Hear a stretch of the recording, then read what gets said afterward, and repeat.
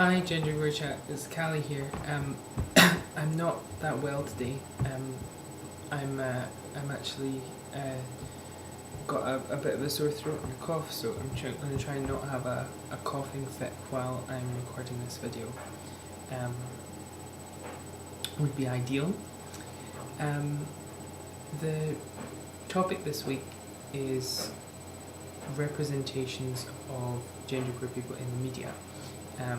And which is a topic that I chose because I wanted to talk about in particular one representation, which is that I'd seen, but someone got there before me.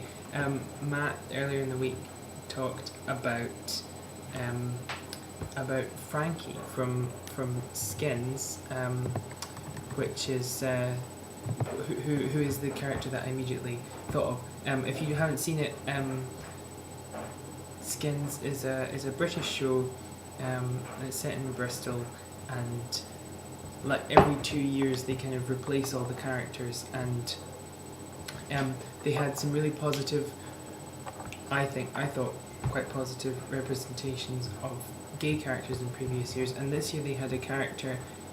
I don't think the word genderqueer was used. You're going to have to forgive me because I only saw season 5, which was when Frankie was introduced, and I haven't been following it since. I don't know if it even has been on yet again since.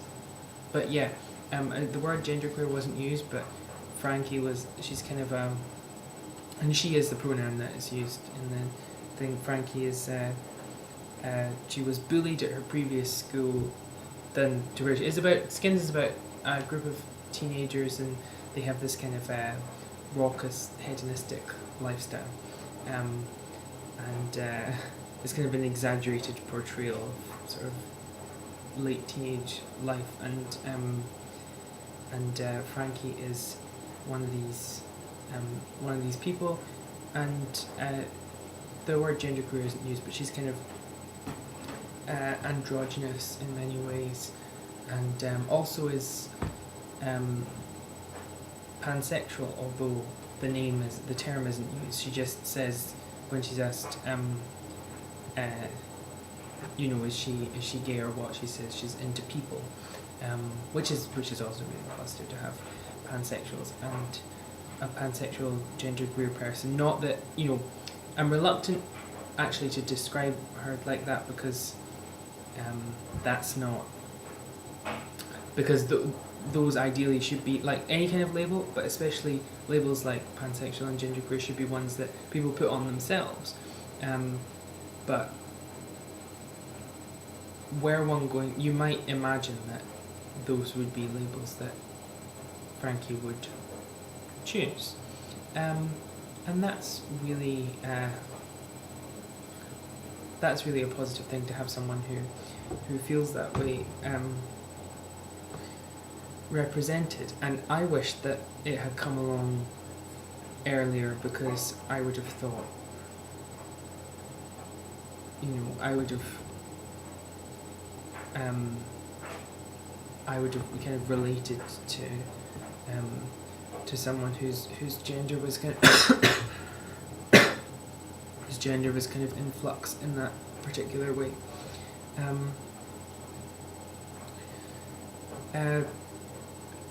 But there are other representations. I know I trot out these books a lot, but I did about a month ago read Stone Butch Blues for the first time, which is not really the mainstream media, but it is a well-known novel, and there are books out there, but it's difficult to imagine someone just stumbling across them, and they would certainly be safely tucked away in the LGBT section of a mainstream bookshop, if that, I'm a member of a queer reading group here at my university, and one of the things that we're reading later this semester is we're going to read the novel Middlesex by Jeffrey Eugenides, and we chose this. We are a queer reading group, and we chose this book not because it represents someone who identifies as genderqueer, because the person in there is actually intersex um, and identifies during their life first as um, as a girl when they're growing up, and then as a man when they're older.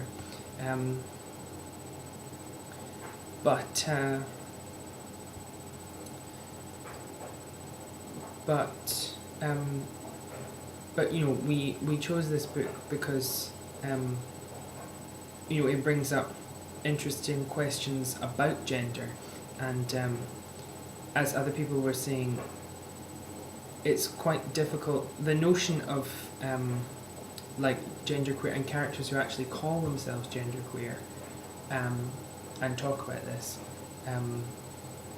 is not really found outside of specifically queer books by queer authors, largely for queer audiences, or largely consumed by queer audiences, even if they're not specifically written only for queer audiences. I'm sure writers like Leslie Feinberg would be delighted if non-queer people read their books, but seem to be consumed chiefly by queer audiences.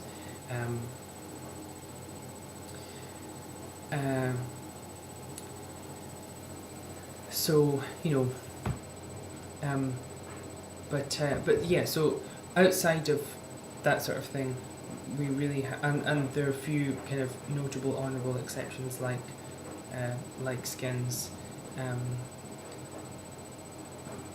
You really have to kind of rely on things that draw attention to issues of gender rather than specifically having novels. And I think that this is and novels and films and so on that represent these things. But here I think before the terminology kind of becomes used, but I think that it is something that's going to happen, because you think about the representation of gay characters and how that's sort of evolved. It's entirely possible now to have gay characters in works of fiction entirely incidentally. They're not about look at this gay character and look how gay they are and look at their life of gayness. It's more here's some events that happen to a character, and this character, as it happens, is gay, and obviously that's going to impact on the plot if they have a love life. And I remember actually when I was at school reading a book which was nominated for a prize for young adult fiction, and the book was called The Shell House, and I've forgotten the author, but it was a young adult book, and it was about a teenage boy and kind of some. I forget exactly what happens in the book, but there's kind of some parts that happen in the present day and some parts that happen during the First World War, and I wouldn't say the entire book is about him kind of being gay and discovering his sexuality, but which is why I was thinking of it as a positive example. But when I read it, it wasn't like I'm going to read this book about, you know, it was like I'm interested in reading a novel. This looks like a good novel. Not I'm interested in reading books about you know, people who are queer, and you know, I'm gonna you know, find out more about that from this. I was reading it as a novel. If you see that's the distinction I'm trying to draw. Which I think is a really, really positive thing that is kind of standard now, and hopefully once kind of genderqueer terminology becomes more sort of widespread and more commonplace, we'll see that with genderqueer as well. I really hope. We also have a bonus question this week, and that is what is your favourite place? And I was thinking about it only today, and I've chosen as my favourite place a tiny little croft which is owned by some friends of mine, by their family. A little house in a place called Badenoch on Loch Gairloch in Wester Ross, which is in quite far north of Scotland, on the west coast. It's just this little house by the sea, and I went there for a week every summer. And I'd really like to go back again one day, but I haven't been for several years, and I think about it quite a lot. It was sort of a place where you could muck around in boats and go climbing hills on nice days. Not that where I live now isn't really nice, but that just sort of seemed like a paradise place for me. So a wistful end to that video.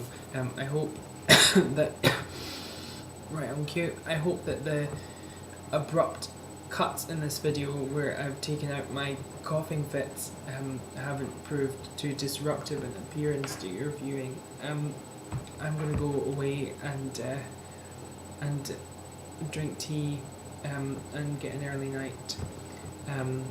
So I hope that everyone is doing well. And yeah, see you soon. Bye.